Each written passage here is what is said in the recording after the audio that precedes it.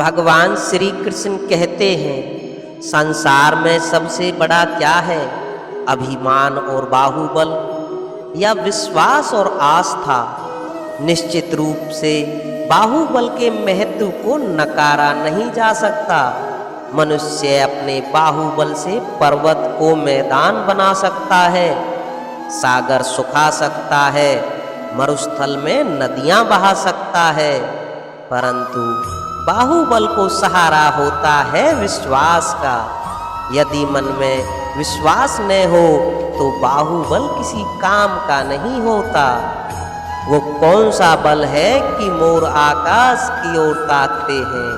वो विश्वास ही तो है जिसके कारण वर्षा होती है और दोनों की प्यास बुझती है। परंतु जब आपके बाहुबल का सामना धर्म के विश्वास से होता है तो बाहुबल हार जाता है और जीतता है विश्वास।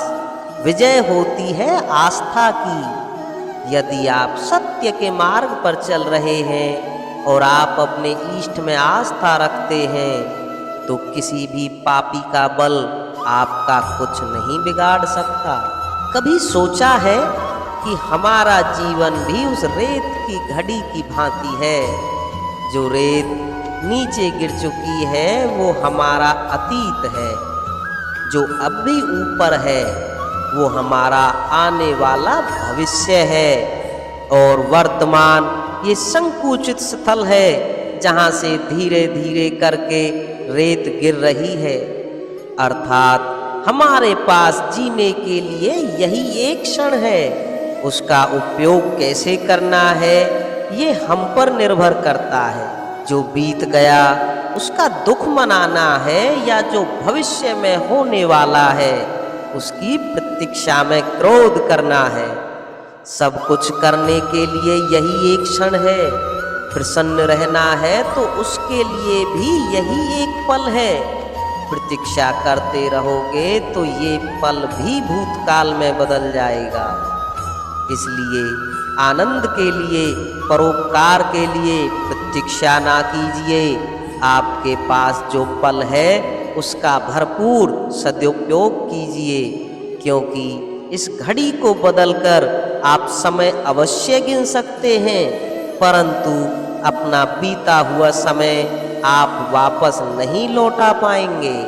भगवान श्री कृष्ण कहते हैं, मनुष्य के जीवन में संतान का बहुत महत्व है।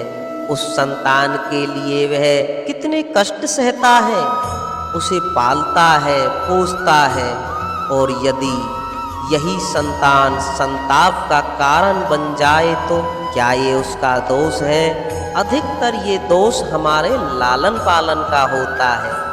बचपन में बालक के हठ को मानकर हमें आनंद की अनुभूति अवश्य होती है, परंतु धीरे धीरे उसके हठ को मानकर उसके हठ के दास हो जाते हैं। एक हठी, उद्दंड और असंस्कारी संतान उस सूखे वृक्ष के समान होती है कि यदि उसमें आग लग जाए तो वह सारा वन भस्म कर डाले।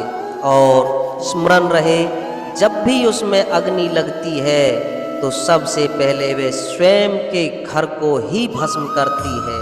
इसलिए जब आवश्यकता हो तो अपनी संतान के हठ का विरोध करें, उसे रोकें, क्योंकि यदि समय रहते ऐसा ना किया गया तो भविष्य में इस समस्या के परिणाम गंभीर हो सकते हैं। प्रतिज्ञा, वचन, ये सब मनुष्य ने समाज को सही दिशा में रखने के लिए बनाए हैं।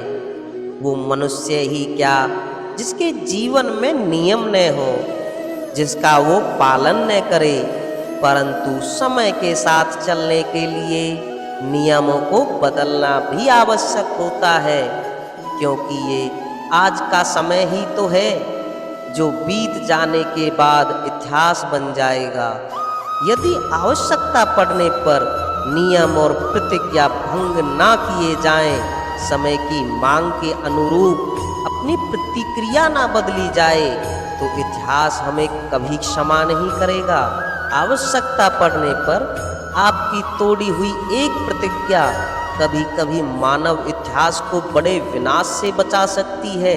इसलिए नियम प्रतिज्ञा वचन कुछ नहीं, यदि कुछ है तो केवल समय, जिसके अनुरूप चलने वाला ही सफल हो सकता है। भगवान श्री कृष्ण कहते हैं, कभी किसी पक्षी को घोंसले की नींव बनाते देखा है? अधिक परिश्रम करके तिनका तिनका बटोर कर वो पक्षी अपना घोंसला बनाता है, अपनी संतान के लिए एक सुरक्षित घर बनाता है, और फिर कहीं से तीव्र आंधी आती है, भारी वर्षा होती है और उसका घोंसला तिनका तिनका करके बिखर जाता है। फिर वो पक्षी क्या करता है?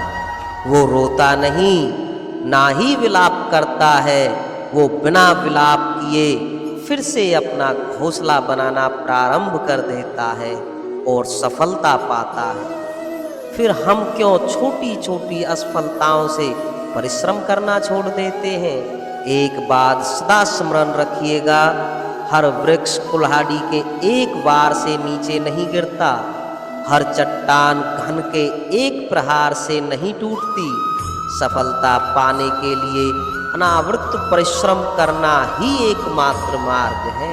स्वीकार, सत्य का स्वीकारन मनुष्य के लिए बहुत ही महत्वपूर्ण है। जब तक मनुष्य सत्य को स्वीकार नहीं करता, उसे असत्य से लड़ने की शक्ति प्राप्त नहीं होती।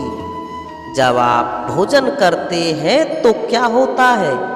आपका पेट स्वीकारता है कि वो भर चुका है और आप भोजन करना बंद कर देते हैं। जब आपको निद्रा आती है तो क्या होता है? आपका मन स्वीकारता है कि आपका शरीर थक चुका है और उसे विश्राम की आवश्यकता है। उसी प्रकार जब आपको किसी व्यसन को रोकना हो तो आपको स्वीकारना पड़ता है कि अब बहुत हो चुका, चाहे वह लालच हो या मदिरापान। उस व्यसन का त्यागना तभी प्रारंभ होता है जब आप ये स्वीकार लेते हैं कि आप उस व्यसन के बंधक हैं। भगवान श्री कृष्ण कहते हैं, संसार का सबसे बड़ा पाप क्या है? असत्य बोलना या हत्या करना, चोरी करनी या किसी का अपमान करना। संसार का सबसे बड़ा पाप है किसी निर्बल को सताना, और संसार का सबसे बड़ा दंड भी उस निर्बल के मुख से निकली हाय है। तो आप चाहे कितने भी शक्तिशाली क्यों ना हो, यदि आपने किसी निर्दोष और निर्बल को सताया तो उसके मुख से निकली हाय और उसका श्राप आपके जीवन को भस्म कर सकता है। स्वर्ण, सज्जन पुरुष और परोपकारी मनुष्यों की गति एक समान होती है। यदि स्वर्ण टूट जाए तो उसे गर्म करो, उसे ताप दो, पिघलकर वो फिर से जुड़ जाता है। ठीक उसी प्रकार मतभेद होने के पश्चात भी एक सज्जन पुरुष और एक महान पुरुष फिर से मित्र बन जाते हैं। परंतु दुर्जन दुष्ट माटी से बने लोग उस पके हुए मटके के समान होते हैं कि जिनमें यदि एक बार दरार आ जाए तो वह स्वयं ही स्वयं का सर्वनाश कर लेते हैं। इसलिए मित्रता केवल सज्जनों से ही करें ताकि मतभेद न हो। दुष्टों का समूह अपना नाश स्वयं ही कर लेता है। यदि कोयले की खान में जाओगे तो कितनी भी सावधानी बरतो, अपने वस्त्रों पर कालिक लग ही जाती है। इसलिए दुष्ट मित्रों से सावधान और सज्जन शत्रु प्रत्येक परिस्थिति में श्रेष्ठ है। तो दोस्तों, इस वीडियो में बताए गए भगवान श्री कृष्ण के इन विचारों को अगर आप अपने जीवन में अपनाते हैं तो कठिन से कठिन समय में भी आप धैर्यवान बनकर रह सकते हैं, जिससे आप सफलतापूर्वक अपने लक्ष्य पर पहुंच सकते हैं। तो दोस्तों, फिर मिलते हैं नेक्स्ट वीडियो में।